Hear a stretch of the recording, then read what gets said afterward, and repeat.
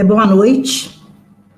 É com imensa satisfação e representando a equipe do Centro de Formação Profissional Júlio Dário e facilitadora em círculos de construção de paz, damos início ao primeiro seminário de práticas restaurativas e de justiça restaurativa da cidade de Araxá.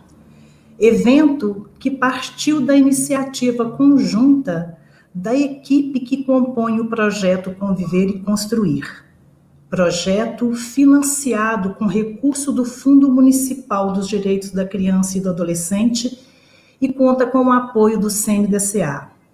Agradeço o trabalho e empenho dos facilitadores do projeto, Braulio, Ícaro, Rodrigo, Neuza, Fernanda, Juliana, incansáveis facilitadores que durante um ano, diariamente, promoveram círculos de paz em instituições de ensino de Araxá. Faço aqui um agradecimento especial à promotora da Vara da Infância e Juventude de Araxá, doutora Mara Lúcia Silva Dourado, grande incentivadora e apoiadora das práticas restaurativas de Araxá. Entendemos e praticamos os círculos, que nada mais é do que ferramentas importantes utilizadas para restaurar as relações humanas que representam um espaço de respeito, de acesso e sabedoria por meio das experiências de vida. Palavras da professora Kay Prames. E com estas palavras da mestra em práticas restaurativas, abrimos o evento de hoje. E em nome do Centro Júlio Dário, agradeço aos palestrantes do seminário. Doutora Letícia Trombini Vidotto abre este importante seminário hoje e vai falar para nós de sua experiência de mediadora de conflitos e facilitadora de diálogos e práticas restaurativas. Agradeço à encantadora juíza da comarca de Ponta Grossa, doutora Larissa, que tive o prazer em conhecer quando estive em sua cidade, para conhecer o belíssimo trabalho de justiça restaurativa em Ponta Grossa. Doutora Larissa vai falar para nós na próxima sexta-feira, dia 3 de julho. Seguindo nossa agenda, vamos nos encontrar no dia 7 de julho com a doutora Gláucia, que também tive o prazer de conhecer quando conheci o Sejus de Ponta Grossa, e Mariana, juntamente com a Érica, nossas instrutoras e professoras de práticas restaurativas, na qual temos um imenso carinho pelas duas professoras e mestras que estiveram aqui em Araxá, que veio trazer o curso de práticas restaurativas para nós. E para terminar, dia 9 de julho, os facilitadores de círculos de paz, Braulio e Ícaro, vão falar das experiências das práticas restaurativas em Araxá. Agradeço a todos que estão participando deste live seminário. Espero que, ao final, vocês estejam ainda muito mais conectados com as práticas restaurativas. Convido agora o facilitador Braulio, que vai conduzir e mediar o evento de hoje. Muito obrigada. Olá a todos e a todas. É com muito orgulho que damos boas-vindas a todos vocês, todos e todas. E já quero agradecer a você, Letícia, por ter aceito o nosso convite tão prontamente. E antes de apresentá-la, devidamente, quero agradecer a presença de todos que estão também participando do nosso primeiro seminário de Justiça Restaurativa e primeiro seminário de Práticas Restaurativas de Araxá, que tem como finalidade não só divulgar a justiça restaurativa, mas também estimular a reflexão crítica sobre as questões que se colocam em nossa sociedade e contribuir também para a construção de novos caminhos para a resolução de conflitos e também para a construção de movimentos mais humanos e alinhados com a perspectiva de um mundo melhor. Quero dar aqui, antes de nós iniciarmos a nossa atividade, algumas informações importantes. na descrição do link do vídeo da nossa atividade de hoje, tem um formulário de inscrição, né, que a nossa atividade é uma atividade aberta, mas para aqueles que vão necessitar de um certificado de participação, é a partir do preenchimento desse formulário, que serão então gerados os certificados e enviados posteriormente por e-mail. Quero também informar que eu vou estar acompanhando a atividade durante toda a fala da Letícia e vou convidar e estimulo vocês a participarem. Eu vou estar realizando essa mediação e essas participações vão ser articuladas junto com a fala, né, tornando aí a possibilidade de uma atividade um pouco mais dinâmica, que possa permitir a troca e a coparticipação de todos e todas, para que a gente possa enriquecer um pouco mais a noite e a atividade de hoje. Agora sim, eu gostaria de apresentar devidamente a nossa atividade, a atividade que tem como título a construção de conflitos e a possibilidade de transformação por meio das práticas restaurativas, que será apresentado pela psicóloga Letícia Trombini Vidotto. Letícia é psicóloga, formada pela Universidade Federal do Triângulo Mineiro, da UFTM, é mestra, com período de sanduíche na Universidade de New Hampshire, dos Estados Unidos, e doutoranda pela Universidade de São Paulo. Ela é também mediadora de conflitos, facilitadora de diálogos e de práticas restaurativas, é membro do Laboratório de Pesquisas e Práticas Dialógicas e Colaborativas, Dialogue da USP. Quero deixar você à vontade, Letícia, já agradecendo, e estimular a participação de todos e todas. É com você, Letícia.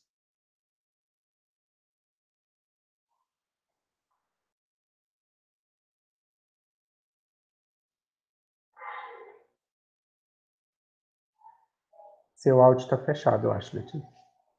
Agora sim. Boa noite. Eu quero primeiro agradecer, né, o convite de vocês e parabenizar, né, a iniciativa aí do desenvolvimento do projeto Conviver e Construir, né, que tem o apoio, né, do Conselho Municipal e que eu entendo, né, que vai abrindo possibilidades de práticas diferentes, né, daquelas que a gente está acostumado, e é no sentido do que eu venho acreditando e do que eu tenho estudado, né. Então, como você já me apresentou, Braulio, eu acho importante dizer que eu faço parte do Dialogue, né, que é o Laboratório de Pesquisa em Práticas Dialógicas e Colaborativas da USP, e esse laboratório, a gente desenvolve uma série de pesquisas, né, e práticas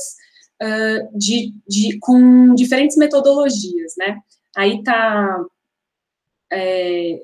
o nosso logo, eu deixei aí também o site do Dialogue, né, meu e-mail, depois a gente pode voltar para isso. Eu comecei a estudar a justiça restaurativa durante o meu mestrado, e que foi em 2016, né, eu comecei em 2016, e eu tive um foco, né, nos processos de formação em justiça restaurativa, né, então eu tinha um objetivo, né, de tentar entender quais são os sentidos produzidos pelos facilitadores, né, que são as pessoas que conduzem essas práticas. Mas atualmente, né, durante o meu doutorado, eu tenho um enfoque diferente, né, que é tentar entender um pouco melhor aí como ocorrem justamente os processos dialógicos, né, entre o que a gente está chamando aí, né, de vítimas e ofensores. Eu ainda estou no início, né, do meu doutorado, mas vou compartilhar com vocês um pouquinho do que eu venho entendendo, né? Então, o que eu me proponho a fazer nessa conversa com vocês hoje, né? É compartilhar um pouco, né, sobre como a minha área da psicologia entende os conflitos, né? Como que entende a construção dos conflitos e tentar dar aí uma dimensão de por que a gente acredita que dá para transformar conflitos e por que a gente aposta no diálogo como uma ferramenta para isso, né? E aí fazer o link, então, com a justiça restaurativa. Eu falo de um lugar, então, de psicóloga e pesquisadora, né, e que usa como base os ensinamentos do movimento construcionista social. Acho que pode passar para o próximo slide. E aí, explicando de um modo bem simplificado, né, o construcionismo social, ele compreende que todo conhecimento é resultado dos diversos processos sociais que vão ocorrendo entre os indivíduos em suas comunidades. Ou seja, né, a gente entende que são das nossas interações cotidianas que a gente cria aí entendimentos de como o mundo deveria ser, né? Mas é aí que está o problema, né? Porque a gente não convive, não interage com as mesmas pessoas o tempo todo, né? E a gente tem muitas diferenças. E é por isso que os conflitos, eles são parte dos nossos relacionamentos cotidianos, né? Eles aparecem quando as pessoas tentam justamente negociar essas diferenças entre elas, né? Então, vou tentar explicar isso um pouquinho melhor.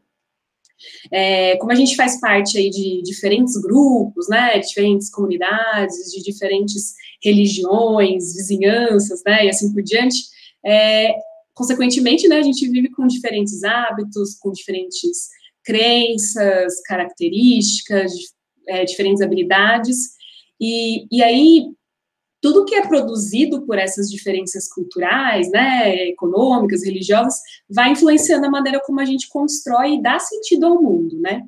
Aí, de acordo com o Island, as pessoas, elas vivem suas vidas através de histórias. E é a partir dessas histórias que contam para e sobre os outros e para si mesmas que as pessoas agem, produzem discursos, tomam decisões, escolhem valores, desenvolvem relacionamentos e constroem comunidades, né? Então,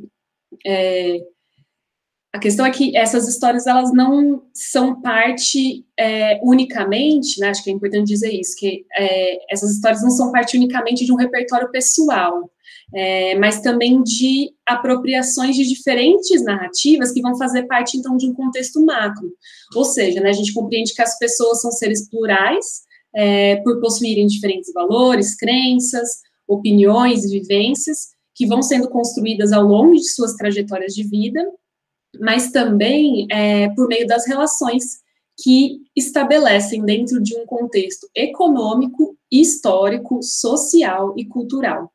Então, não é por si só, né, que a gente vai optando por isso ou aquilo, né? Então, por exemplo, a questão do divórcio, a questão, né, o papel da mulher na sociedade. Então, se a gente for pensar nisso, é recente, né? Foi só em 1932 que a mulher pôde começar a votar. E mesmo assim, só as mulheres casadas podiam votar e com a permissão do marido. Então, se a gente for conversar sobre isso hoje, né, então muitas de nós pode pensar isso, achar isso um absurdo, né, provavelmente. E a gente nem participa mais desse tipo de conversa e debate, né, ou se a gente acha isso ou aquilo da mulher poder ou não votar, né, então, ou seja, esse tipo de opinião, ele nem faz mais muito sentido atualmente. Mas naquela época, naquele contexto, fazia. Se a gente for pensar a própria pandemia, né, a gente tem falado sobre coisas que a gente jamais fariam sentido serem conversadas há pouco tempo atrás, né, que não depende exclusivamente da minha opinião e daqui, né, com as pessoas com quem eu convivo, mas de um cenário mundial que colabora para que eu tenha que pensar em determinadas questões. Pode passar? Em outras palavras, né, a gente gera realidades e moralidades dentro das comunidades que a gente faz parte. E aí, por exemplo, aqueles, né, que compartilham de uma mesma tradição que a gente consegue respeitar, né, a harmonia, ela prevalece. Já aqueles que não compartilham, né, com o nosso modo de vida, começam a ser considerados, então, errados, equivocados, né, considerados inferiores. E muitas vezes, né, podem ser considerados, então, como uma ameaça. A gente pode, inclusive, exigir, né, algum tipo de controle, né, de aprisionamento, e até mesmo de eliminação. Então, à medida que a gente vai construindo, né, essas realidades locais e investe valor nisso, né, defendendo isso, a gente também gera as sementes de conflitos. Então, qualquer pessoa que ocupe, né, uma comunidade diferente, né, com diferentes valores e crenças, né, pode, então, ser vista como uma ameaça. E é justamente quando a gente se compromete, né, a gente se apega com as realidades, né, e valores, que os potenciais de conflito, eles podem se intensificar. E aí, olha só que interessante, né, os relacionamentos que fazemos parte e que dão sentido às nossas vidas são também as fontes de discórdia e alienação. Então, algo também, né, que a gente percebe, né, que parece escancarar aí as nossas diferenças e que facilitou nosso acesso ao conhecimento e à diversidade é a globalização, né, a tecnologia, esse acesso e velocidade, né, das mudanças que têm ocorrido nos dias atuais, né. Tá, Letícia, mas legal, a gente tem acesso aí a todas essas diferenças. É fácil conviver com a diferença? Não é, né? A gente não considera fácil, talvez a gente nem estivesse conversando sobre isso, né? Mas vamos pensando um pouquinho sobre isso, né? Quando a gente discorda de alguma coisa, é muito comum que a gente discuta, né? Que a gente entra aí numa discussão. Então, mas essas discussões, elas nem sempre ocorrem de maneira respeitosa, né? E isso vai se complicando, então, por mal entendidos, isso pode virar algum tipo de intolerância, porque a gente entende isso sob uma lógica de convicção de que só um ponto de vista é certo, ou melhor, né? E isso coloca a gente já numa posição de ataque e defesa, para que sempre um lado vença e o outro perca, né? Sempre pensando num lado bom e um lado mau. E a construção social, né, ela considera que existem vários aspectos do mesmo problema que merecem consideração. E aí, evitando, então, essa separação aí de lados, né, sem julgar o que é certo e o que é errado. Porque, vejam só, a gente participa de múltiplas visões de mundo ao mesmo tempo. Porque, como eu disse, ninguém convive uma vida inteira e o tempo todo com as mesmas pessoas, né? Então, por isso que a gente escuta muito falar disso, né? Mas como que irmãos, né, que vivem juntos, né, foram criados juntos pelos mesmos pais, na mesma casa, né, com a mesma cultura, podem ser diferentes, né? Não necessariamente são parecidos, né? Ou não possuem, né, os mesmos valores, por exemplo. Então, durante toda a vida, a gente vai se relacionando, né, com outras pessoas que também são múltiplas e que também se relacionam com outras pessoas, com outras tantas, né? Então, um dos irmãos pode, então, por exemplo, ter um colega que emprestou um livro, né, que despertou a atenção dele lá naquele determinado momento na escola e que levou ele a buscar ainda mais sobre determinado tema, enquanto o outro irmão, né, ele tá lendo sobre outras coisas, ele tá conversando e conhecendo pessoas diferentes, né, então não tem realmente como as coisas a gente manter, né, toda essa sincronia, se a gente não vive juntos e com as mesmas pessoas a vida inteira. Então, a gente cria e recria visões conforme a gente vai se relacionando. Então, a gente vai fazendo parte, né, de comunidades discursivas diferentes que possibilitam uma visão de mundo assim ou assada, né? Isso é inevitável. Nesse sentido, aqui, né, que eu estou falando um pouquinho para vocês, os conflitos, eles não são compreendidos como entidades estáticas, né, e sim como parte de eventos comunicativos, né, então a gente entende a comunicação como um conjunto aí de processos verbais ou não, né, de ações em fluxo constante, né, que possibilita as pessoas a criarem, a negociarem, a manterem e a transformarem suas realidades sociais. Então, esse é um entendimento que ele é bastante diferente daquele que compreende a comunicação como um intercâmbio de mensagens isoladas, né, de que um transmite e o outro recebe. Entendendo, então, a construção aí do conhecimento, né, dos valores, né, dos conflitos dessa maneira, a gente vai percebendo que não existe uma verdade única, mas diferentes verdades. e verdades que vão fazendo sentido dentro de determinadas comunidades, né? Então, a ideia não é, acho que é importante dizer que a ideia não é aceitar todas as verdades, né? Mas se tornar curioso para que cada verdade, né, diversificada, entender como cada uma dessas verdades, né, pode ser sensível dentro de uma comunidade ou outra, né? Então, o construcionismo social, ele propõe que a gente pense no diálogo de uma maneira criativa, para a gente poder produzir novas soluções para os conflitos. Pode passar. O Gergen, que é um autor bastante conhecido e importante, né, no construcionismo social, ele entende que o diálogo ele é um processo de criação conjunta. Né, ele entende que nós vivemos em linguagem, né? Então, o que eu estou tentando dizer para vocês aqui, né, em resumo, é que se através da comunicação, né, se é através da comunicação, a gente cria juntos, tanto as comunidades como os antagonismos, o próprio diálogo, ele vai ser útil para a resolução dos conflitos. Então, o Gergen, ele chama de diálogo transformador, o diálogo que é focado na construção colaborativa de novas realidades, que gere futuros mais promissores. Que possa gerar, então, aí esses futuros mais promissores, né? Então, participar desses diálogos transformadores possibilita que os participantes, então, criem novas realidades e até transformem o significado de conflito, né?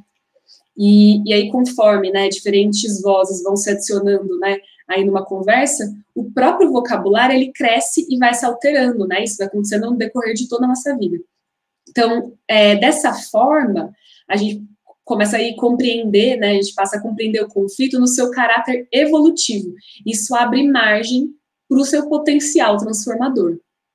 Então, durante o próprio processo dialógico, vão surgindo possibilidades que não existiam antes, né? Então, o que pode, e isso pode, então, expandir habilidades para resolução de conflito, né, que as pessoas estão envolvidas, ou até conflitos que as pessoas podem vir se envolver, né? Então, a pessoa, inclusive, se engaja no conflito de uma outra maneira, né? Se a gente começar a pensar no conflito desse modo. Então, esse tipo de resolução de conflitos, né, que leva em conta essa multiplicidade, ela faz parte de um contexto cultural e científico que é emergente, né, que vem repensando aí a lógica dos paradigmas, né, os paradigmas, então, de punição, paradigmas de conflito, das lógicas binárias, né. Então, a diversidade, ela pode se tornar um terreno fértil, né, para a produção de conflitos, quando a gente reduz as pessoas a uma única definição de identidade. E aí a gente acaba fazendo descrições que são simplistas demais, né, do outro, né, a gente não deixa espaço para essa pluralidade de quem esse outro pode ser, né, que é um pouco disso que eu estou falando. Ou então para compreender, né, para contextualizar as histórias, né, das pessoas e tentando entender aí uma coerência que tenha, de repente, aí dentro das ações que essa pessoa tem participado. E é aí que a gente compreende que alguns processos criativos, né, como é o caso das práticas restaurativas, que podem levar em conta essa complexidade da diversidade. E até mesmo considerar o conflito, né, como uma oportunidade de crescimento e desenvolvimento. Então, nossa aposta é essa, né, de que, por meio disso, né, que a gente está chamando de prática restaurativa, pode ocorrer esse movimento aí de compartilhamento de ideias, né, de tentar, então, entender o contexto e como aquilo que outra pessoa diz acreditar faz sentido para ela, né. Eu acho que, de repente, eu poderia ouvir o Braulio, ver se tem alguma questão, né, que tenha surgido, senão eu posso seguir.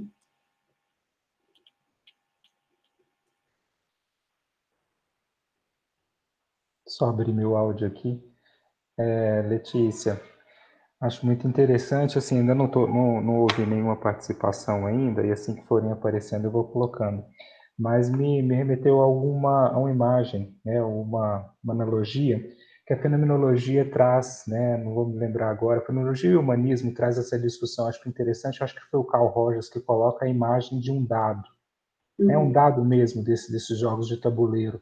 A realidade se apresenta para nós com uma face, né? E não é possível que a gente tenha aí, a princípio, sem uma elaboração, sem uma tentativa consciente e intencional de desvelar essas outras faces do dado, outras faces dessa realidade. Me veio essa Perfeito. imagem aqui, e eu achei interessante, me remeteu a essa ideia. Outra questão é quando a própria construção aí do pensamento do Heráclito, né, um pouco aí dentro também da fenomenologia, dessa fonte aí, que traz a ideia da aletheia, né, a aletheia como a verdade provisória, aquilo que se coloca à nossa frente nunca é uma verdade pronta, e aí mediante as situações que temos vivenciado hoje, talvez nesse novo cenário, nesse cenário que se coloca para nós de muito conflito, né, se a gente pode colocar minimamente dessa forma, a necessidade de lançarmos aí,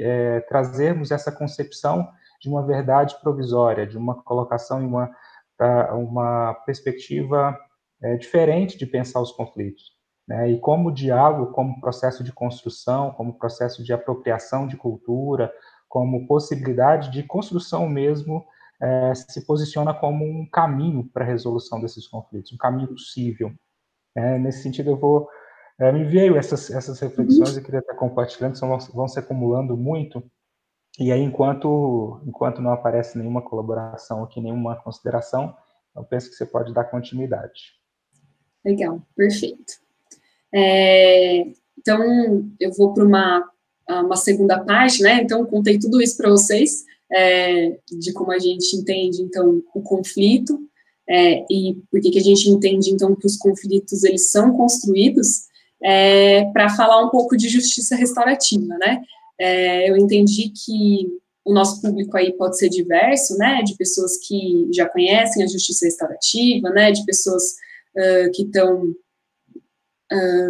conhecendo agora, né, ou de pessoas que já são facilitadores, né, desses processos.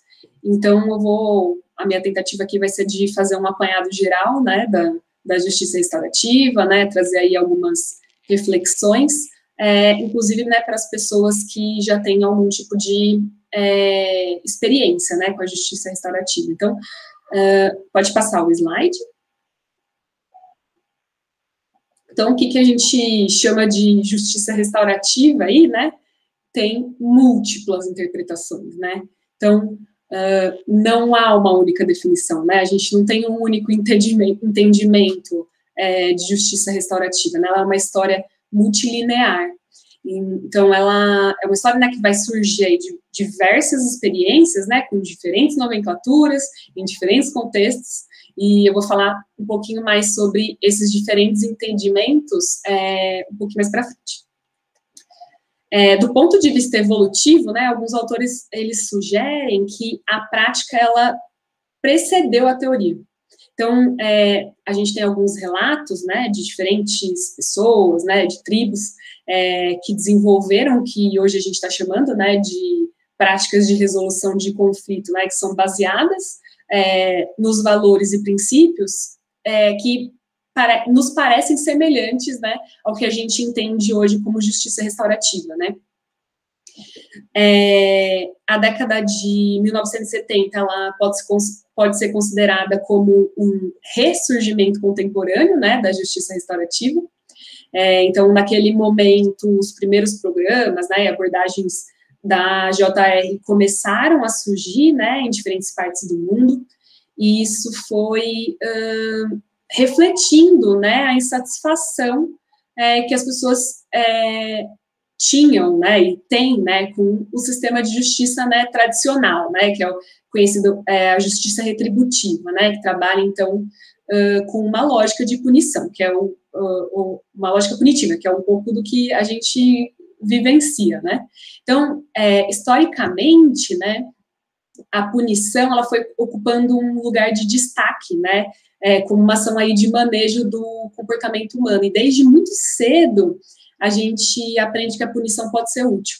Então, com o uso aí frequente em diferentes contextos, né, então seja familiar, seja educacional, social, jurídico, né, mas já tem tempo, né, que a gente percebe que nem sempre o uso da punição cumpre, né, a sua promessa de transformar o outro, né, de solucionar o conflito, de alcançar relações mais justas, né.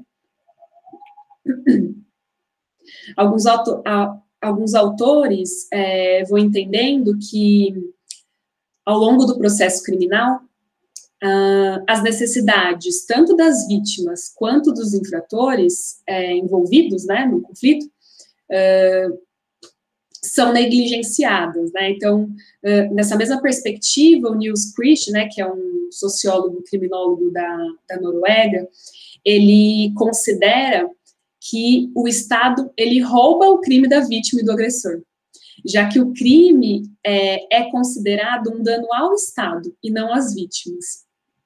Então, com um sistema, né, baseado nessa visão punitiva, o sistema jurídico e os valores ocidentais são geralmente, né, ditados aí pela crença de um indivíduo como um agente livre.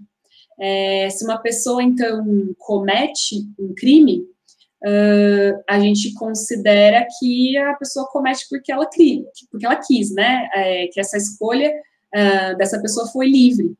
E aí, nesse sentido, os indivíduos têm que responder pelos seus atos, pessoal e individualmente, né? Então, a culpa aqui, né, falando de culpa, a culpa é individual. E essa, o que a gente vai entendendo, né, que essa abordagem ignora justamente o que eu estava falando um pouquinho antes, né, que é o contexto social, o contexto econômico e o contexto, né, psicológico, no qual, então, uma ação ocorreu.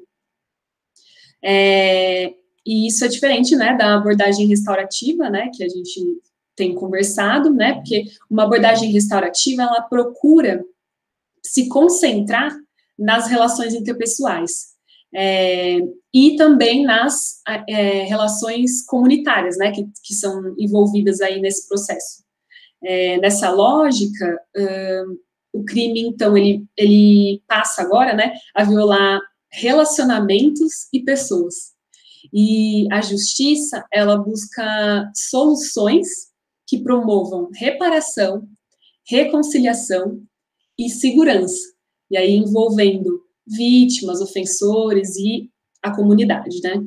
Isso é significativamente diferente, né, da abordagem punitiva aí que foca nas regras e nas leis quebradas, né?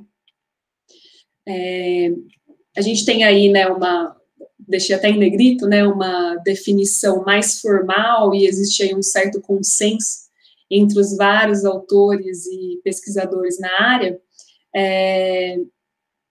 que foi proposto, né, pelo Tony Marshall, em 1996, de que a justiça restaurativa, ela é um processo pelo qual as partes envolvidas em uma específica ofensa resolvem coletivamente como lidar com as consequências da ofensa e as suas implicações para o futuro. E essa é uma definição que é bastante utilizada, né, e ela foi, inclusive, adotada, né, pela ONU, e naquela resolução, né, de 2002, do Conselho Econômico e Social das Nações Unidas. E muitas pessoas entendem, então, a justiça restaurativa por essa perspectiva, né, de uma perspectiva aí próxima disso que, de um processo aí penal, né, a gente está falando de ofensa, a gente está falando de vítima, a gente está falando de ofensor. No entanto, né, a mesma pluralidade, né, de ideias que a gente tem quanto ao surgimento da justiça restaurativa, né, a gente não sabe exatamente quando começou, quem começou, né, essa pluralidade, ela fica evidente também nas definições, e e também nas aplicabilidades da justiça restaurativa hoje, né? Então, diferentes autores definem a justiça restaurativa de diferentes maneiras. Para o Zer, né, embora a justiça restaurativa, o Howard Zer, né, desculpa, eu posso falar um pouquinho mais dele adiante, mas é um autor que é bastante conhecido, né, da gente aqui no Brasil. Ele entende, né, que embora a justiça restaurativa, ela abranja aí, né, uma ampla gama de programas e práticas, é, em essência, uma filosofia, uma alternativa paradigmática, né, então, mas já outros autores, né, eles entendem que a justiça restaurativa aí como um instrumento, né, ou uma ferramenta de tecnologia social, e que pode permitir aí a ampliação, né, do acesso à justiça e pode transformar, né, também escolas e comunidades, justamente em espaços de diálogo e de gestão de conflitos, né, ou seja, a gente tem alguns autores que vão dizer que essa mesma lógica de punição, né, de não levar em conta, né, os sentimentos do que a gente chama aí de vítima, ocorre também em outros contextos, né, então, como, por exemplo, em comunidades, né, nas escolas, né, como eu disse, em empresas, e onde, né, normalmente a gente pune, né, quem fez algo errado, né, e a vida segue a partir disso. Nesse sentido, alguns autores, eles entendem que entendem a justiça restaurativa como uma abordagem colaborativa e que propõe a gestão de conflitos em qualquer contexto. Então, o que isso quer dizer, né?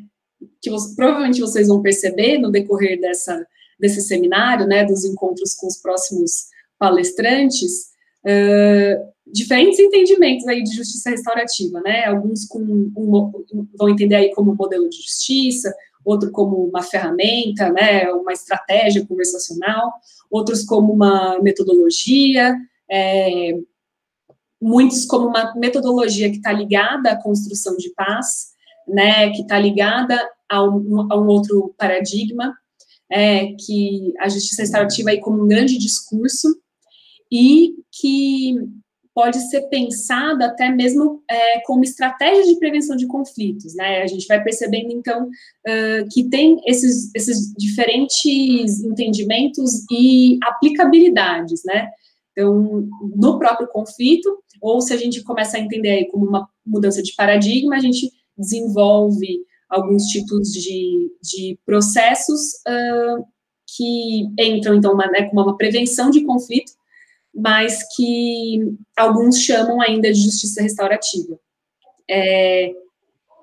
Inclusive, como eu disse para vocês, a própria colocação em prática, né, da justiça restaurativa, então, de qual que é a melhor metodologia, né, e aí a gente tem algumas das metodologias mais conhecidas, né, que são os processos circulares, né, na verdade, os círculos de construção de paz, né, a mediação vítima-ofensor e as conferências familiares, né. Acho que pode passar. Eu acho importante dizer, né, que a Rafaela Palamola, ela é uma pesquisadora que ela é referência, né, da justiça restaurativa aqui no Brasil. E ela entende que houve um processo de construção da justiça restaurativa no nosso país que não foi simplesmente a justiça restaurativa importada. Então, a gente vai ter um maior conhecimento, né, a partir lá dos projetos pilotos de 2005, que a gente consegue encontrar aí facilmente sobre esses projetos na internet, né, mas isso é diferente de como a justiça restaurativa foi desenvolvida em outros países, né, porque quando a gente olha, né, a Rafaela vai dizer, que quando a gente olha para a literatura internacional, a experiência ela vai se mostrando, né, a experiência brasileira vai se mostrando bastante diferente, porque existe aí uma grande influência da literatura que a gente tem disponível em português, que é justamente a do Howard Zer, né, que muitos dos facilitadores, eu imagino que todos, né, os facilitadores, eu não sei quem aí vai estar acompanhando, conhece, e da Kay Pranes, né? Então, principalmente, né, da Kay, tem sido muito vinculada aí ao discurso de uma construção de paz, né, e que aí utiliza, né, outros processos circulares, né, de círculos de construção de paz, e de não necessariamente práticas restaurativas, né? Então, eu não vou aprofundar aí nessas tensões em relação ao que é e não é justiça restaurativa, mas eu acho que é importante a gente falar sobre isso, principalmente considerando que possam ter facilitadores que estão nos ouvindo, né? Porque o que a Rafaela e a Juliana Tonti, né, que eu indico bastante também a leitura dos materiais delas, as produções delas, né, de que é importante a gente conversar sobre isso para não banalizar essas práticas, né, que estão sendo desenvolvidas aqui no Brasil. Então, para quem quiser saber um pouco mais sobre essas reflexões e se aprofundar aí nessas questões críticas, né, eu indico o livro da Rafaela, né, que é a dissertação de mestrado dela, né, Justiça Restaurativa da Teoria à Prática, e a gente tem acesso, né, qualquer pessoa pode fazer o download no academia.edu, e a tese de doutorado da Juliana Tonti, né, que pode ser encontrada aí no teses.usp. Então, acho importante a gente tem muito ainda para aprender, né, com essa questão toda aqui no Brasil. Então, eu acho importante a gente tensionar nessas questões, né, para a gente não banalizar até o que tem sido útil, né, para a gente, né, as práticas que têm sido útil para a gente. Mas enfim, né, para além dessas tensões, né, a ideia é entender como essas justiças restaurativas, né, elas vêm contribuindo e como pode ser ainda mais pensada e desenvolvida especificamente aqui em Araxá. Aqui não, né, em Araxá. Entender, então, o que são essas práticas, né, que têm sido desenvolvidas, quais são os resultados, né, que a cidade tem encontrado, né, quando trabalha numa lógica que é diferente da lógica da punição, como que a gente pode aprender e se inspirar, né, por práticas que vêm sendo aí desenvolvidas em outros estados, né, quais as dificuldades, né, a gente pode antecipar dificuldades e assim por diante. Então, eu vim, né, nessa conversa tentar contar para vocês um pouco de como esse movimento, né, da psicologia construcionista social, então, entende que os conflitos, eles se constroem, né, por meio da comunicação, e por que a gente aposta que é justamente por meio da comunicação que a gente pode lidar com esses conflitos, né? Então, a nossa aposta é de que que nas negociações pela e na própria linguagem que novas narrativas sobre o conflito podem surgir. O que permite... Oi? Desculpa, para que eu puder interromper, você me fala. Eu interrompi. Não, pode falar. Eu já estava até finalizando. Tá, eu tenho aqui algumas participações, vou tentar apresentá-las num bloco só de perguntas. E aí vou trazer um pouco da nossa experiência aqui em Araxá. Trabalhamos um pouco, não só nas instituições escolares, mas também em outras instituições, mas falando um pouquinho sobre a instituição escolar, né, sobre a escola como um espaço social, uma instituição que possui uma função social, trazemos aí uma perspectiva bem forte, né, da psicologia histórico-cultural, da psicologia histórico-social, da pedagogia histórico-crítica, acaba que fundamenta boa parte das práticas, né, do referencial teórico-metodológico, e nessa perspectiva nós trabalhamos com uma assimetria, né, ainda presente nas relações estabelecidas nesse espaço, nessa instituição social, em que a escola, o conhecimento tem aí um lugar privilegiado, no caso, aqueles detentores do saber possuiriam aí um lugar privilegiado, né, de fala, e a justiça restaurativa busca, né, propõe uma quebra nessas relações de assimetria, e um pouco dos nossos desafios foi nesse sentido, de construir espaços comuns de diálogo, né, espaços em que pudéssemos, assim como propõe o Círculo de Construção de Paz, possamos juntos falarmos de política no sentido de problemas comuns, né? Então, esse talvez seja ainda o maior desafio, né? Além, é claro, de implementar uma nova perspectiva de diálogo, que não seja punitiva e não só educativa, mas que também seja, principalmente, sobretudo, restaurativa. E aí eu alinho com as perguntas, né, que o Ícaro colocou, né, que percebe-se a contribuição do diálogo, né, na resolução desses conflitos, mas como a justiça restaurativa pode contribuir na prevenção dos conflitos, nas escolas, na comunidade e nos demais espaços sociais. A Mariana traz, né, aí um pedido para que você fale das suas experiências com as práticas restaurativas, né, você trouxe aí muito bem colocado até então os aspectos dessa base, né, essa construção teórica que fundamenta a justiça restaurativa, e aí um alinhamento, né, na ordem das atividades do seminário, isso é muito importante. Ela faz esse convite, nessa solicitação, que você fale um pouco das suas vivências, das suas experiências, e pede para que você fale um pouco de como engajar a comunidade para criar esses espaços de possível aplicação das práticas restaurativas. Eu volto depois, eu quero estimular a participação de todos e todas para colocar suas contribuições, eu vou fazendo essa mediação aqui.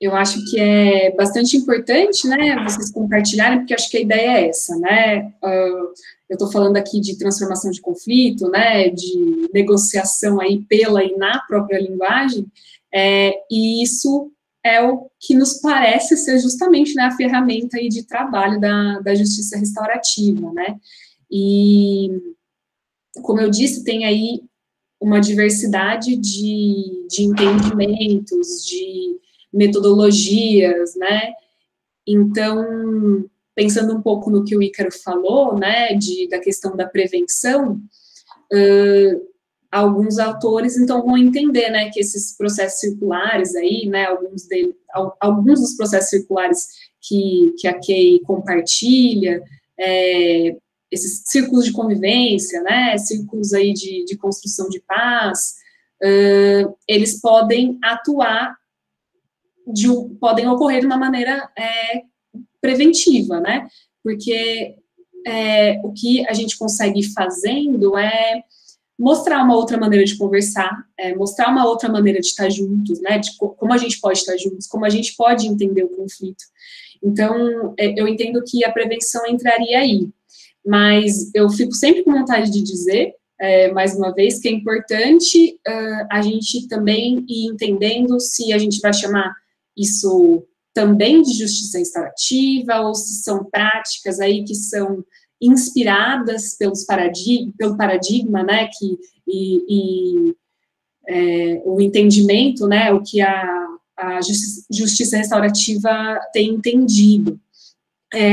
A gente, na verdade, fica aí nesse processo de falar justiça restaurativa no âmbito jurídico, né, ou justiça restaurativa no âmbito educacional. A gente acaba fazendo essas diferenças, mas alguns autores aí vão defender que quando a gente está falando de justiça restaurativa, a gente está falando necessariamente de aí uma mediação entre pessoas em conflito. Mas eu conheço várias dessas práticas, né, acho que eu vou entrar aí um pouco das minhas experiências.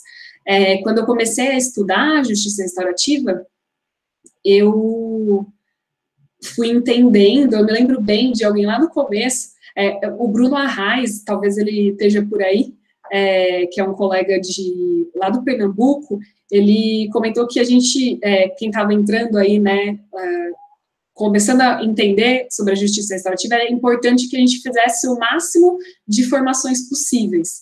Então, foi exatamente o que eu fiz, né? Então, eu tive essa oportunidade, né, por estar pesquisando, e justamente pesquisando formações, né, naquele momento do mestrado. Então, eu participei de formações aí da mediação vítima-ofensor, eu participei de formações de processos restaurativos e conhecer o máximo de de embasamentos aí, né, de modelos, de metodologias. Muitos falam da comunicação não violenta, né, e aí a comunicação não violenta, ela entraria aí como um recurso, ou ela entraria como uma própria metodologia para facilitação desses conflitos. Tudo isso a gente tem que pensar, mas eu acho que, para além disso, é importante a gente destacar, né, o que tem sido realizado e o que tem sido, tem tido resultado, né. Então, eu acho que esse seminário, essa troca aí de experiência, inclusive com palestrantes de outros locais, vai poder dar aí essa dimensão de como isso tem ocorrido no Brasil, e como isso pode, né, ser aprimorado, né, a gente pode, inclusive, se inspirar em mais algumas questões aí pensando em Araxá, né. Eu tenho experiência, né, quando eu falo que eu sou facilitadora de diálogos, normalmente não digo que eu sou só facilitadora de processos restaurativos, porque eu participei de diferentes formações em técnicas, né, ferramentas dialógicas. Então, eu já facilitei, né, alguns processos, inclusive processos circulares, mas não só na justiça restaurativa, né, ou no que a gente chama aí de prática restaurativa, mas também utilizando outras metodologias e que até conversam, né, mas a proposta é outra.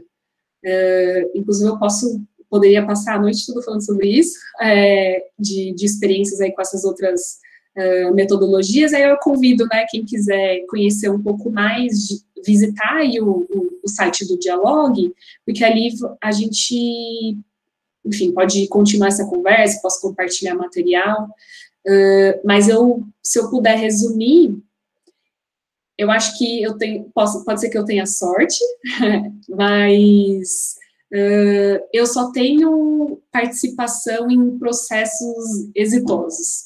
Então, todos os processos, né, tanto restaurativo como de outras metodologias que eu participei, ou como facilitadora, ou como pesquisadora, eu vi resultados muito interessantes. E é por isso que eu começo em 2016, né, estudando a justiça restaurativa ali para o meu mestrado, mas hoje eu sou uma apaixonada pela justiça restaurativa, né, eu tenho muito ainda para aprender, eu tenho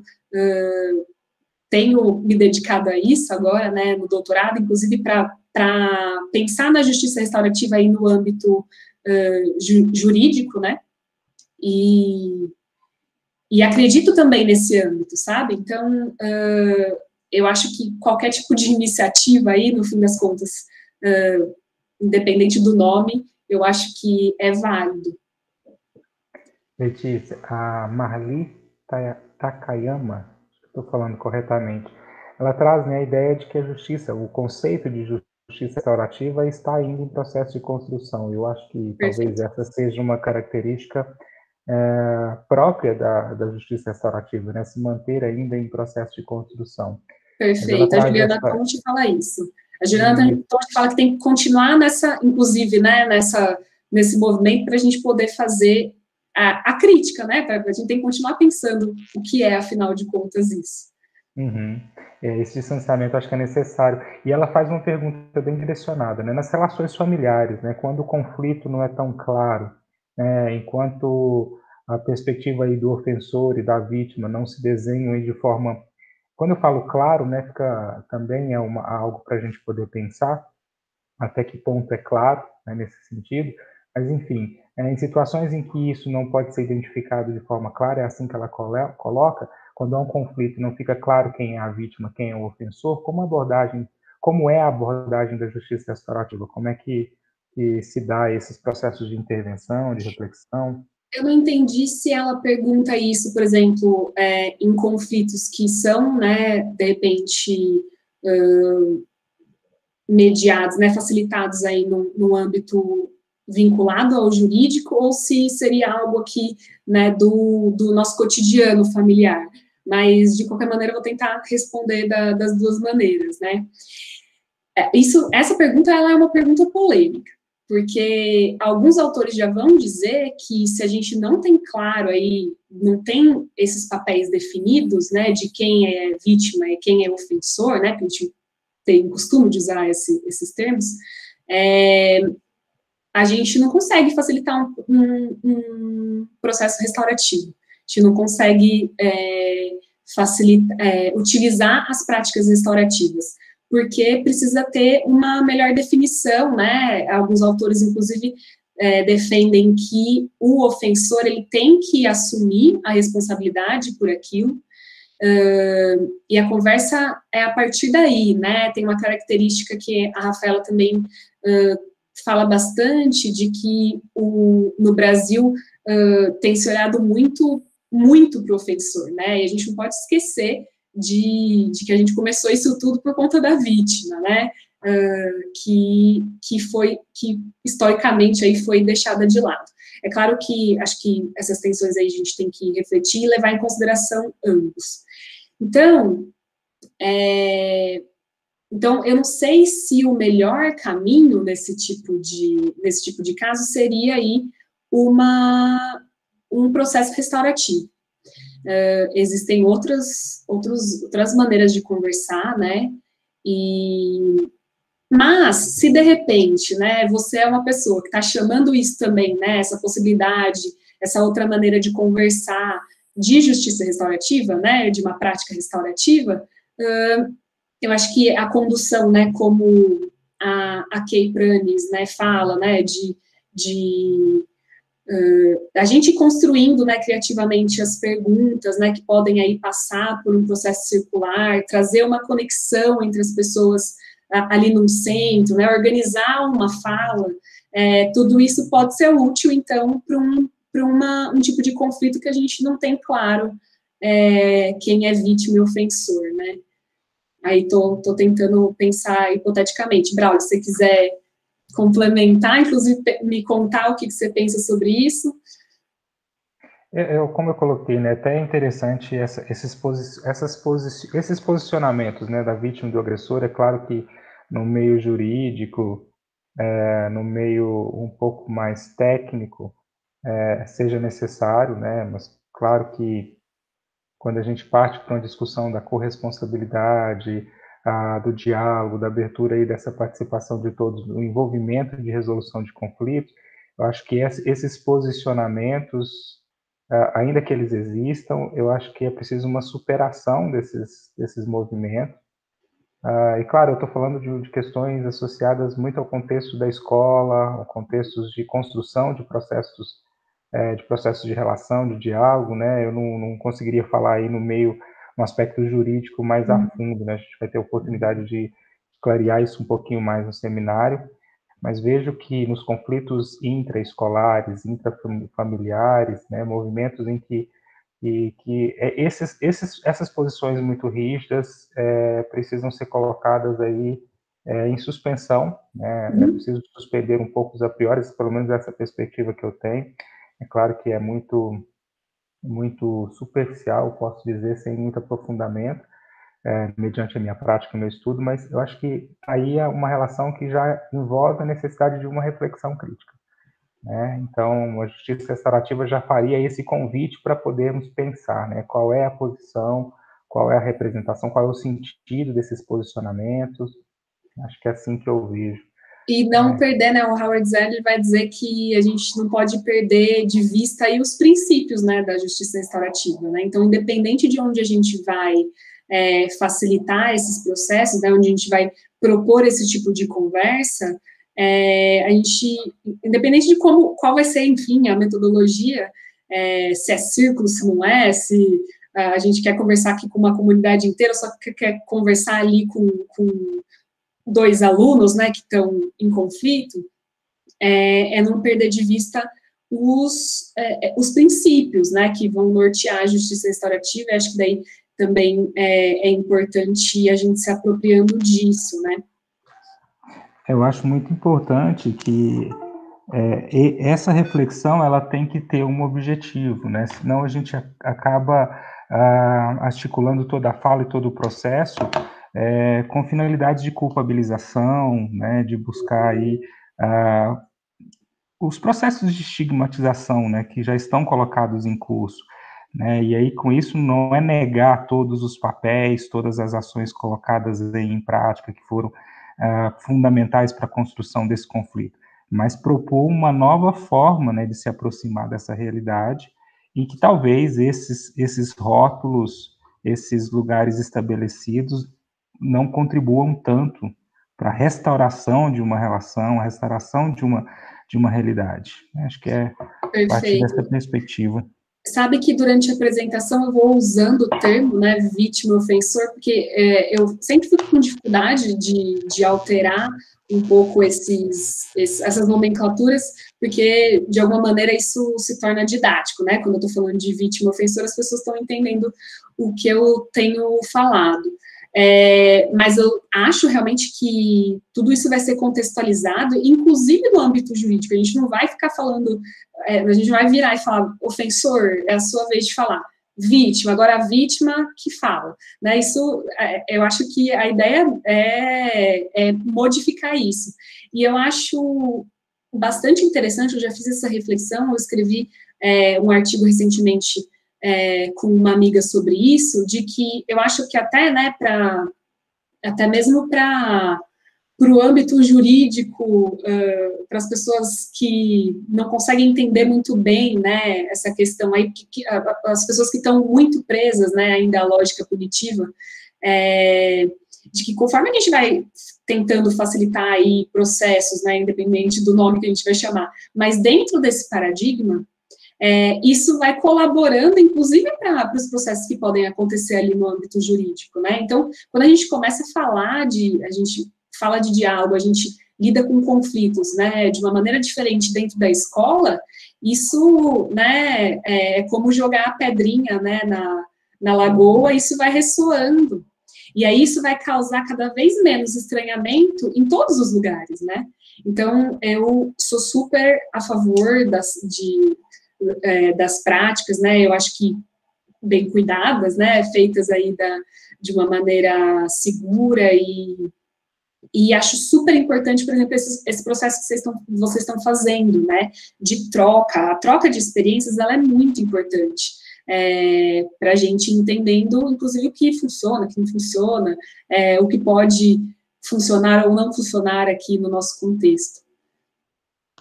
Letícia, a Érica faz um resgate lá no início da sua fala e ela diz que você cita, né, e claro, a resolução da prática restaurativa, da justiça restaurativa no meio empresarial.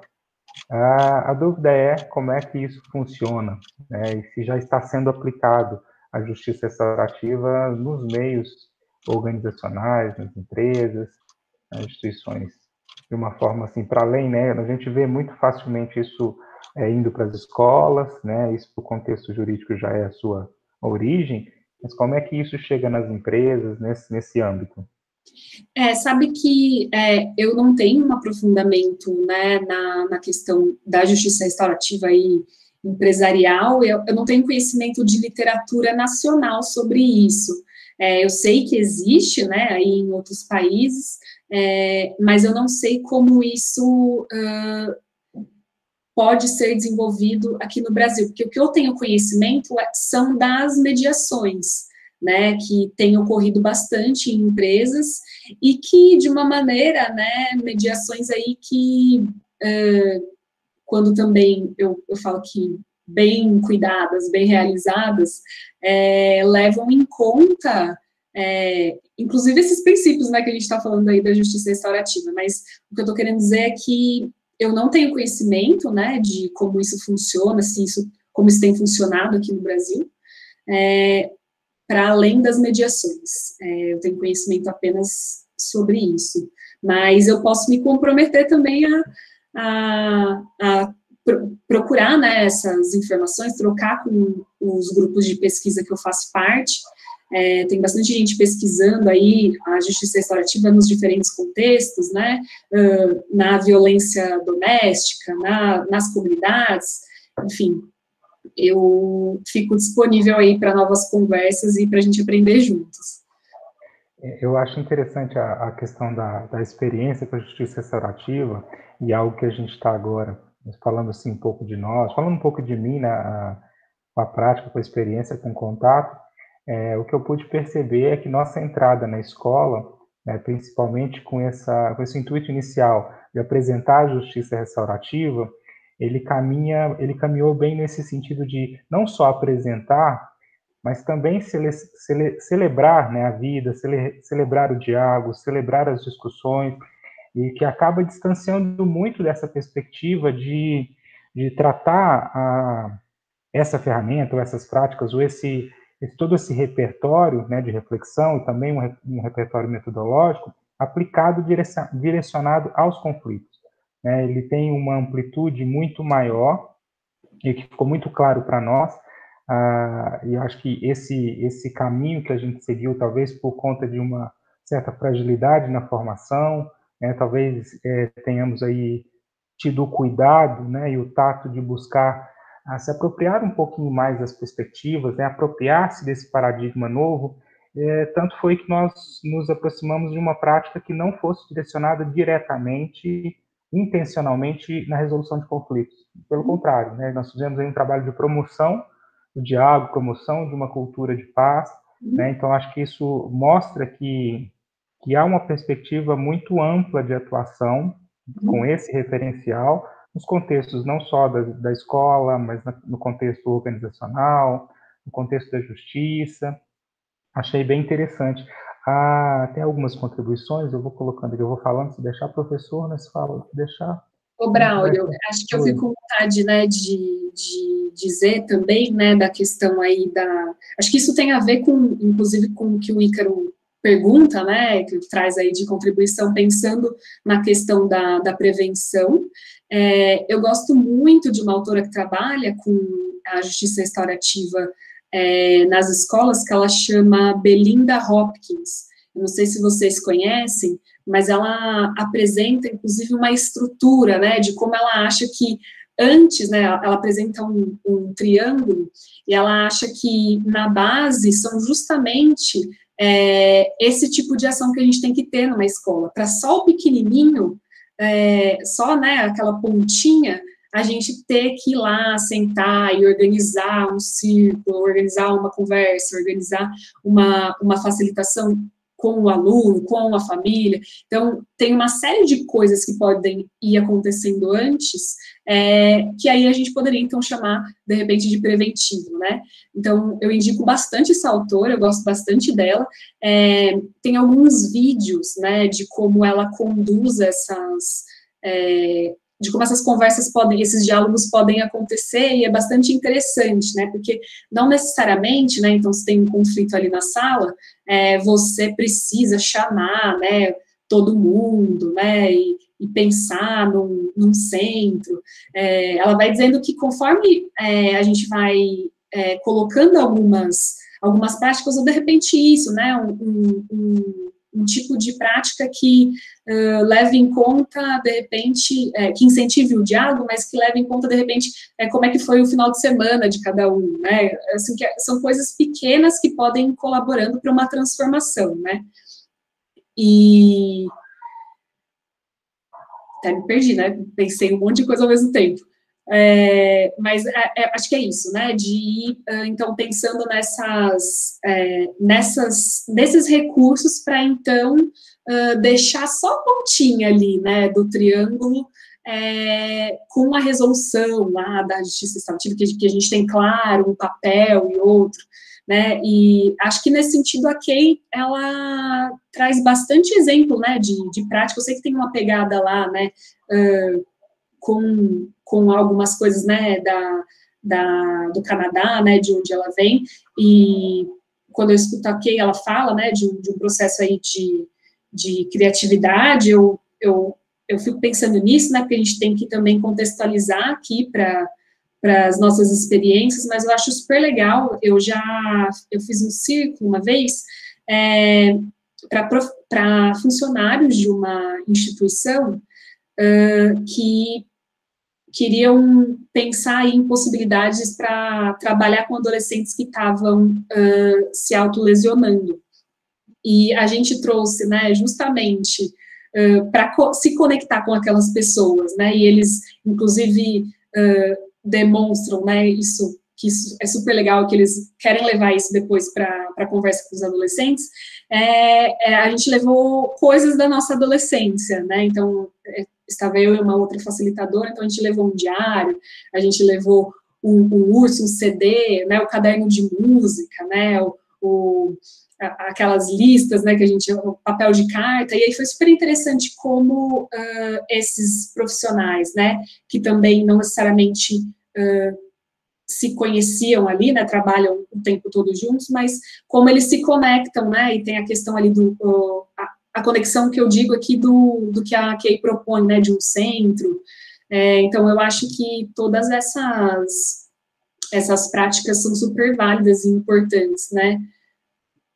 A Kelly coloca aqui, né, do trabalho que é feito, um dos projetos que nós temos do Centro de Formação Julidário, que é o trabalho com os idosos. E aí eu já emendo, né, toda essa amplitude do trabalho das práticas restaurativas, também não só na prevenção, não só no conflito, como você colocou muito bem, né, no triângulo, também para celebrar a vida, né, celebrar as relações.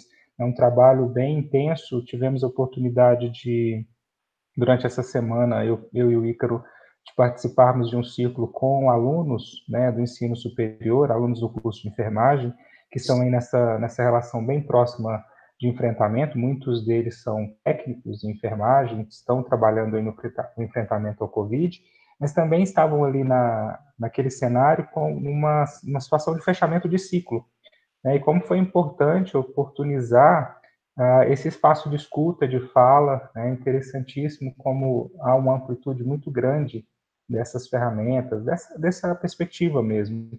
E aí tem a Rosângela coloca aqui uma pergunta bem direta, né, na sua opinião, qual termo acomodaria melhor a idealização do projeto, restauração ou reparação? Aí você pode anotar e responder, você vai se perder, tranquilo, porque são muitas participações aqui, deixa eu ver. Você acredita que as práticas de círculos de relacionamento podem auxiliar e prevenir os conflitos mais graves? Você deu o exemplo aí da automutilação, né? E a Gisele pergunta, né, pede para você repetir qual é o mesmo nome da autora sobre justiça restaurativa nas escolas. Bom, então a autora é a Belinda Hopkins, então é Belinda mesmo, né? E o Hopkins é Hopkins. Eu não sei também se a gente encontra aí literatura nacional sobre ela, talvez tenha uma coisa ou outra. Essa autora aí da pirâmide, acho que isso tem a ver, então, com a outra pergunta, né? Então, acho que sim, acho que esses processos, independente do nome que a gente vai chamar aí, né, essas práticas restaurativas, elas funcionam como, eu tenho certeza disso, de que elas funcionam como prevenção de conflitos, né? Porque, como eu disse lá no começo da minha fala, quando a gente entende o conflito dessa maneira, a gente até se coloca nas conversas de outro jeito, né? A gente se coloca nas discussões aí, né, do nosso cotidiano, nos debates de uma outra maneira, né? Então, eu falo que é difícil, né, aplicar esses ensinamentos aí na nossa vida, né, aplicar, eu consigo ser uma boa facilitadora, mas às vezes eu me vejo, né, naquela tensão ali quando eu estou no meio de um conflito, e aí é super interessante porque eu faço justamente esse processo. Não, mas espera, o que a Letícia, facilitadora de diálogos, né, de processos restaurativos, perguntaria aqui, né, como eu poderia agir em relação a isso. Então, se eu puder falar, né, de mim mesma, eu acho que participar desses processos me ajudam a não estar em conflitos. A outra pergunta, Braulio, foi sobre restauração ou reparação, eu não entendi. Ela está fazendo essa pergunta em relação ao projeto de vocês? Não, entendi que é o projeto próprio da justiça restaurativa, né? Como um novo paradigma aí que se coloca.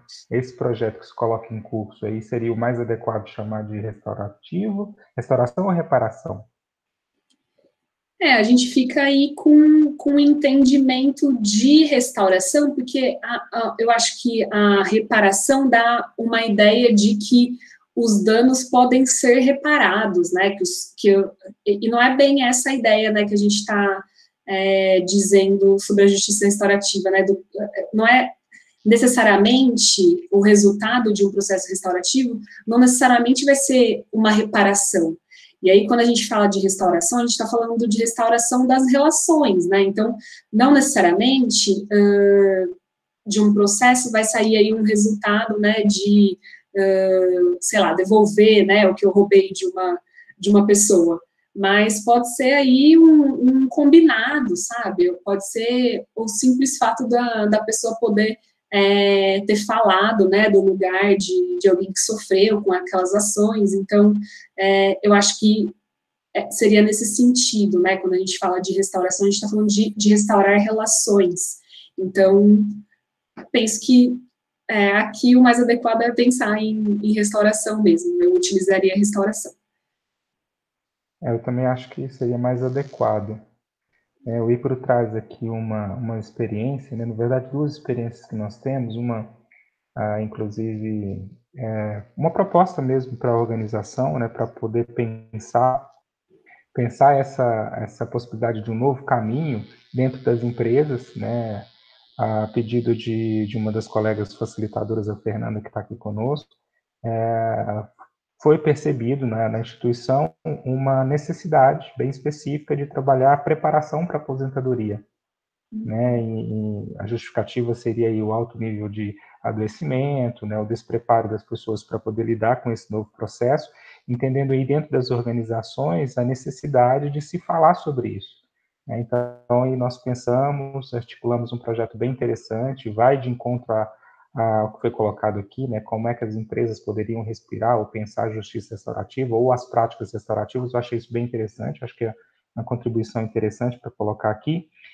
E o Ícaro traz um dos projetos, dos círculos que foi realizado, né, junto a uma empresa, que foi um círculo de sororidade. É uma temática muito importante para ser discutida e trabalha não só aí nessa perspectiva de uma das pontas, que é o conflito, mas também na construção de possibilidades, né, de fortalecimento, de empoderamento, de discussão. São algumas contribuições aqui. O pessoal está ficando mais tímido aqui na participação, Letícia. Super legal. Até o nosso horário já está... Bem por aí. Eu vou fechar agora, né, antes de terminar, vou deixar aqui espaço, assim, se alguém aparecer colocar alguma pergunta, acho que dá tempo de responder, mas já deixar, por finalizada a nossa atividade, antes de finalizar mesmo, eu queria estar agradecendo, Letícia, imensamente, em nome do Centro de Formação Júlio Dário, em nome do projeto Conviver e Construir, em nome de todos os facilitadores aqui de Araxá e da região, a sua disponibilidade de contribuir, de compartilhar um pouco do seu conhecimento. A gente sabe que foi um pouquinho, o tempo é muito pouco, mas eu acredito que é sempre um convite para que a gente possa estudar mais, aprofundar os nossos estudos. Nesse sentido, foi muito rica a sua contribuição, que acaba me instigou muito a poder pensar esses caminhos de articulação entre aquilo, e eu também como um teórico, né, como um pesquisador, me vejo aí também instigado a buscar cada vez mais, aqui já me suscita uma série de perguntas de pesquisa, e aí articular isso com o campo, né, com o chão das instituições, da escola, né, com a sociedade concreta, com essa sociedade viva aí, que acaba absorvendo essas possibilidades de construção. Tá, muito obrigado. Tem uma pergunta, a Mariana perguntou aqui, no 45 do segundo tempo, nessa época de pandemia, como você vê as práticas restaurativas virtuais? Muito interessante a pergunta, né? A gente está vivenciando isso muito. Nós tivemos continuamos a fazer os ciclos de forma virtual. Essa última semana a gente teve a oportunidade de fazer com profissionais da Santa Casa, né?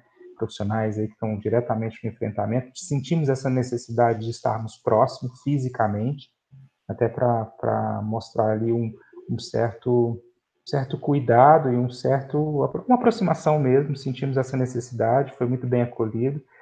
Mas e as virtuais, as práticas virtuais? Como você vê esse processo de distanciamento? E aí já vou pedir para você fazer o seu encerramento. Fique à vontade. Muitíssimo obrigado. Muito obrigado já a todos e todas que participaram até aqui.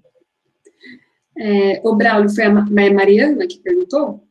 Foi a Mariana. Mariana, eu acho que o Braulio vai responder isso melhor que eu, então. Entendi que vocês têm aí alguma experiência, né, com esse processo virtual.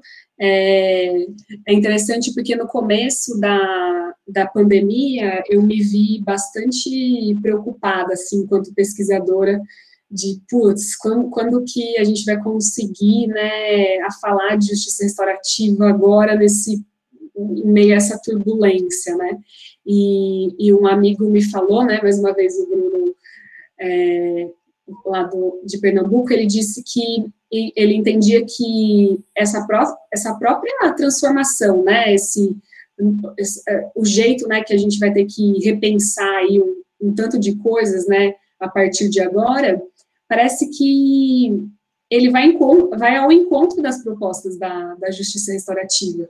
E aí isso me deu um gás, né? Eu falei, nossa, realmente, né? Eu, particularmente, não participei de um processo restaurativo virtual. Eu participei de um grupo, eu facilitei uma conversa com professoras, mas numa outra metodologia, né, numa outra pegada, e essa foi a minha única experiência, mas ela foi marcante porque eu achei um desafio, assim. Eu achei esquisito a gente vê todo mundo, né, na tela. O jeito de estar com as pessoas é muito diferente, né, mas foi tão produtivo.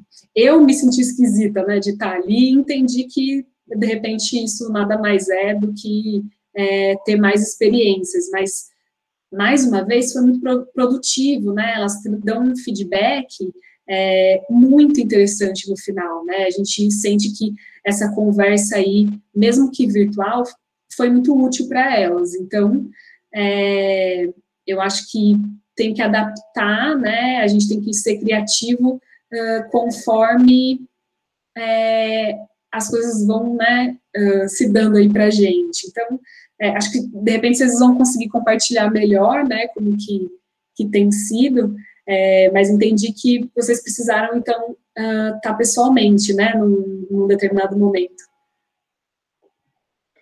Sim, acho que eu não quero dar, assim, eu já abri um pouquinho, já trouxe um pouquinho das nossas experiências aqui, mas dia 9 estaremos eu e o Ícaro também conversando um pouquinho com os facilitadores aqui de Araxá, então não quero também ficar contando tudo, tá. né? O convite fica em aberto. Um spoiler.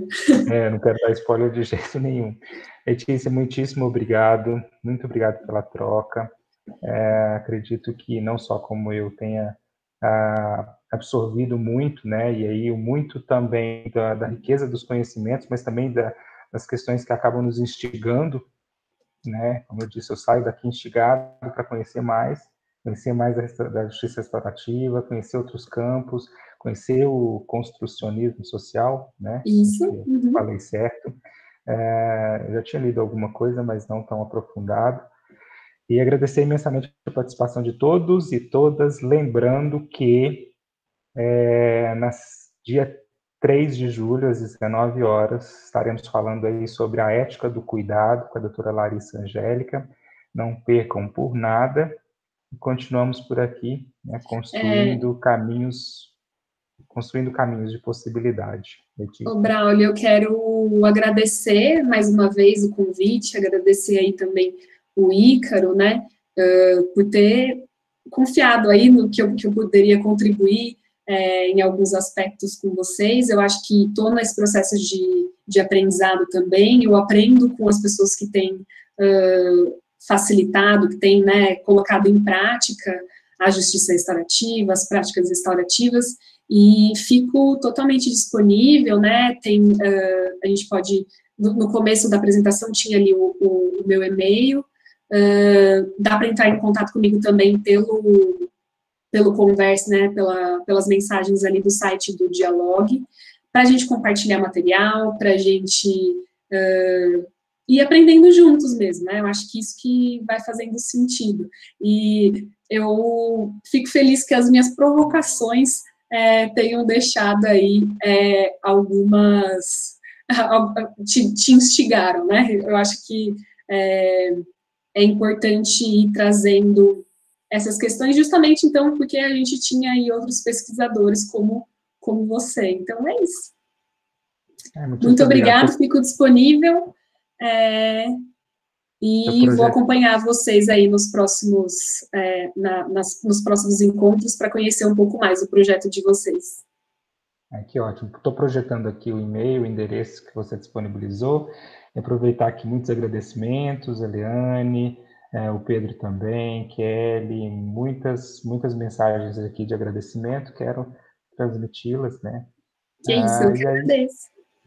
Nós encerramos nossa atividade de hoje, pessoal. Dia 3 nós nos encontramos novamente. Um abraço, boa noite e até. Tchau, tchau.